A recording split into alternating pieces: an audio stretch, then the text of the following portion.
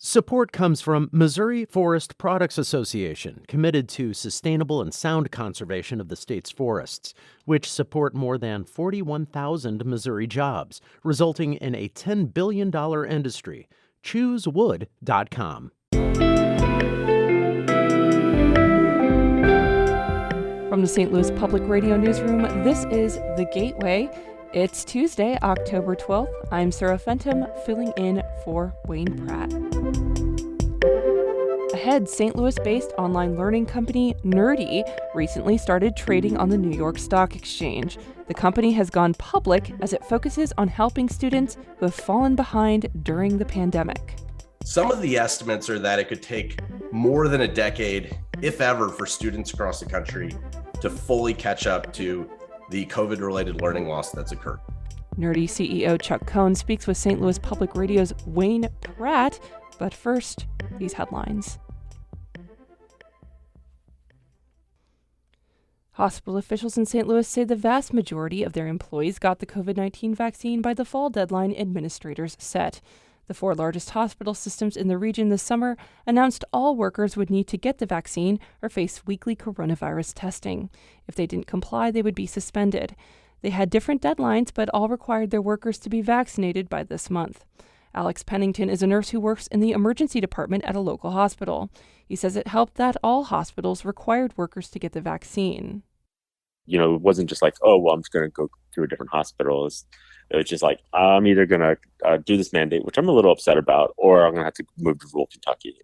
Pennington says most of his coworkers got the vaccine as soon as it was available. Democrats who control the Illinois General Assembly are already facing legal challenges from Republicans and Latino voting rights groups over new legislative maps the majority party passed earlier this year. But as Hannah Meisel reports, a group representing black voters is asking the U.S. Department of Justice to intervene. The legislative maps drawn after the 2010 census made for an unprecedented number of majority black districts in both Illinois' House and Senate. But the redistricting plan Governor J.B. Pritzker signed last month would cut the number of majority black districts in half in favor of more majority-minority districts. Valerie Leonard of Illinois African Americans for Equitable Redistricting says that still dilutes the black vote. It doesn't take much for white people or a coalition of white and another race to get together and displace, the will of the black voters in that district. Leonard's group is asking the Department of Justice to dig into whether Illinois' redistricting plan comports with the Federal Voting Rights Act. I'm Hannah Meisel. St. Louis public safety leaders said Monday a new strategy to fight crime in downtown is working, pointing to the fact that there were no violent crimes there over the weekend. But as St. Louis Public Radio's Corinne Ruff reports, one new business owner says the negative perception persists. The St. Louis Metropolitan Police Department has stepped up its presence in downtown St. Louis for nearly a month as part of a plan to combat a slew of shootings. David Shanks, owner of Whiskey on Washington, says he hasn't had any issues since opening late last month. The former math teacher grew up in the neighborhood and says he never thought about opening a business anywhere else. But he worries that publicity of isolated violent events has given downtown a bad reputation. Other areas are going to say, don't go down there, it's violent. But we're walking distance from Ballpark Village. So it's not. And we get people that should really enjoy all these places. Shank says he's felt support from police, politicians, and business groups. I'm Corinne Ruff, St. Louis Public Radio. In related news, the St. Louis Metropolitan Police Department is investigating an illegal drag racing event that drew between 400 and 500 drivers to the city over the weekend. Acting Public Safety Director Dan Isom said yesterday the event diverted police officers throughout St. Louis Saturday night as they sought to calm traffic. Police issued more than 20 tickets and made several arrests. Isom put out a plea for residents to obey traffic laws.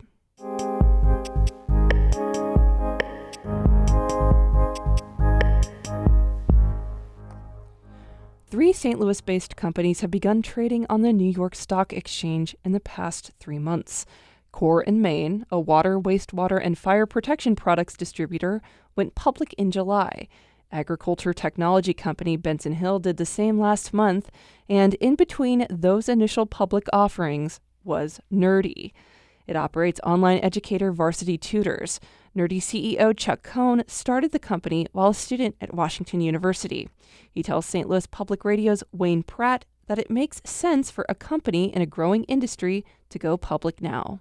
We see online learning adoption growing at 30%. That's what industry experts expect over the course of the next 5 years, and expect that it'll be a significant catalyst for the industry. So you don't see this slowing down at all as we begin to come out of the pandemic and eventually get out of it? The opportunity has never been bigger. We had incredible success in the first half of the year. Students took off a couple of months in the summer after, a long school year. And then as school started in mid-August and September, we saw demand for tutoring inquiries come roaring back. We also recently announced a new institutional strategy focused on helping K-12 schools solve important problems and address COVID-related learning loss at a district-wide scale.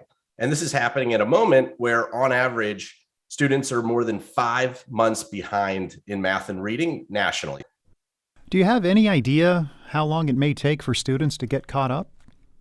Some of the estimates are that it could take more than a decade, if ever, for students across the country to fully catch up to the COVID-related learning loss that's occurred. So it's just a devastating problem. Some of the estimates actually predict that students will never catch up, which is, of course, heartbreaking, and we're doing what we can to make sure that that isn't true. Does going public strengthen the company's position to address this problem? We've been building for this moment for at least 6 years since we first raised institutional capital. Our core consumer business is doing really well. We've been building towards going public because we're building a durable, enduring company that we want people to talk about for another 50 plus years that has a tremendous impact. What the capitalization related to the financing specifically allows us to do is just lean into the big opportunity more offensively. Talk to me about the journey from this idea at WashU to where you are today. I started the company based on my own personal experiences, finding the help that I needed.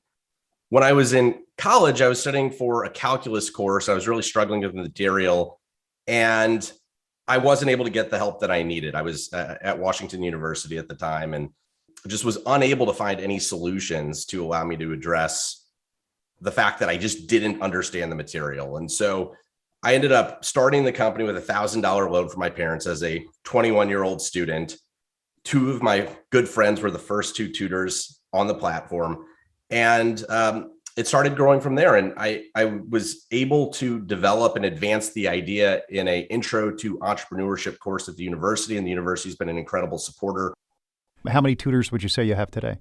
At the end of last year, we had about 20,000. And we've been continuing to grow the number of experts on the platform in anticipation of a big back to school and serving school districts.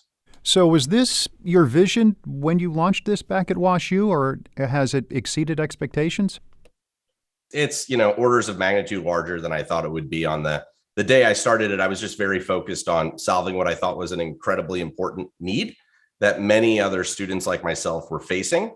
And over time, as we invested in technology, as we had a few breakthroughs, it became possible that there was an opportunity to really transform how high quality live instruction was delivered, and that it was possible to allow students to access help in any subject, anywhere, anytime, in a digitally enhanced way to an extent that had never been previously possible. That was St. Louis Public Radio's Wayne Pratt talking to Nerdy founder and CEO Chuck Cohn. Editor Maria Altman edited that report. Shula Newman is the executive editor of St. Louis Public Radio, a listener-supported service of the University of Missouri, St. Louis. Our music is by Ryan McNeely of Adult Fur. For St. Louis Public Radio, I'm Sarah Fenton, and this has been The Gateway.